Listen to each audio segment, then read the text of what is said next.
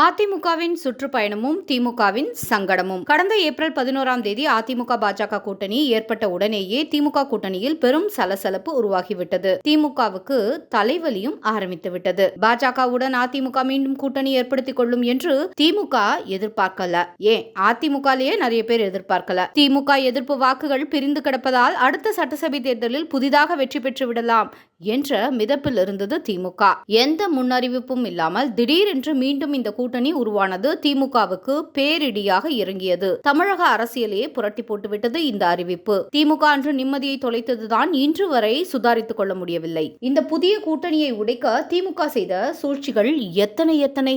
முதலில் தோழமை கட்சிகளை தூண்டிவிட்டது. அது பலனளிக்காது போனதும் திமுகவை நேரடி விமர்சனம் செய்ய ஆரம்பித்தது. பாஜக அதிமுக தலைவர்களின் முரண்பட்ட கருத்துக்கள் திமுக சார்பு ஊடகங்களில் விவாத பொருளாகின. அப்படியும் கூட பாஜக அதிமுக கூட்டணிக்கு எந்த பாதகமும் ஏற்படவில்லை. திமுக தலைமை விரக்தியில் துவண்டது. பாஜக அதிமுக கூட்டணியை உடைக்கத்தான் முடியல, நம் கட்சியையாவது பலப்படுத்திக் கொள்ளலாமே என்ற செயலில் இறங்கியது திமுக. கட்சி வலுவாக இருந்தால்தான் வரும் தேர்தலில் இந்த சவாலை சந்திக்க முடியும் என்று எண்ணியது. அதன் விளைவுதான் முதல்வரின் உடன்பிறப்பே வா நடவடிக்கை.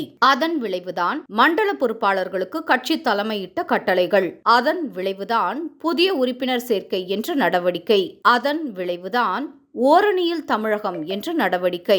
அதனுடைய விளைவுதான் திமுக தலைவர்கள் தெருவில் இறங்கியது. 1967க்கு பிறகு முன்னணி தலைவர்கள் கட்சிக்கு ஆதரவு தேடி தெருவில் இறங்கிய சரித்திரமே திமுகவில் கிடையாது. கட்சி எவ்வளவு பலவீனப்பட்டு போயிருக்கிறது என்பதை இதிலிருந்து நாம் நன்றாக புரிந்து கொள்ள முடியும். இவ்வளவு நடவடிக்கைகளுக்கு பிறகும் உட்கட்சி பூசல்கள் கொஞ்சம் கூட குறைந்தபாடில்லை. புதிய உறுப்பினர் சேர்க்கையில் வியக்கத்தக்க முன்னேற்றமும் இல்லை. மண்டல பொறுப்பாளர்களின் செயல்பாடுகள் திருப்திகரமாக இல்லை. பொறுமையை இழந்த ஸ்டாலின் சாட்டையை சுழற்றினார். ஒவ்வொரு பூத்திலும் 30% புதிய வாக்காளர்களை சேர்க்க முடியாதவர்கள் விலகிக் கொள்ளுங்கள் என்று நிர்வாகிகளுக்கு அல்டிமேட்டம், அதாவது கடைசி எச்சரிக்கை விடுத்தார். அந்த எச்சரிக்கையும் பயனற்று போனது. இதற்கு காரணம் மக்களின் எதிர்ப்புதான். அரசின் கடன் சுமை, சீரழியும் காவல்துறை, சீரழிந்த பள்ளிக்கல்வித்துறை, போதைப்பொருள் கலாச்சாரம், கள்ளச்சாராயம், பெருகி வரும் பாலியல் குற்றங்கள், தலித் மீது தாக்குதல்கள், டாஸ்மாக் தொடங்கி அனைத்து துறைகளிலும்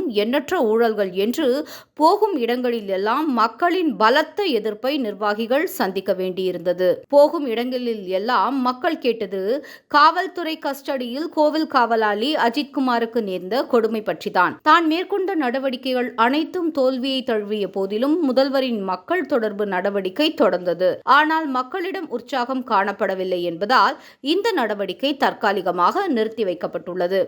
ஓரணியில் தமிழகம் என்ற திமுக பிரச்சாரம் நகைச்சுவை போல ஆனது. திமுகவின் ஆட்சிக்கு எதிராக ஏற்கனவே மொத்த தமிழகமும் ஓரணியில் தான் திரண்டு நிற்கிறது என்ற அதிமுக பிரச்சாரம் திமுகவின் பிரச்சாரத்தை முறியடித்தது.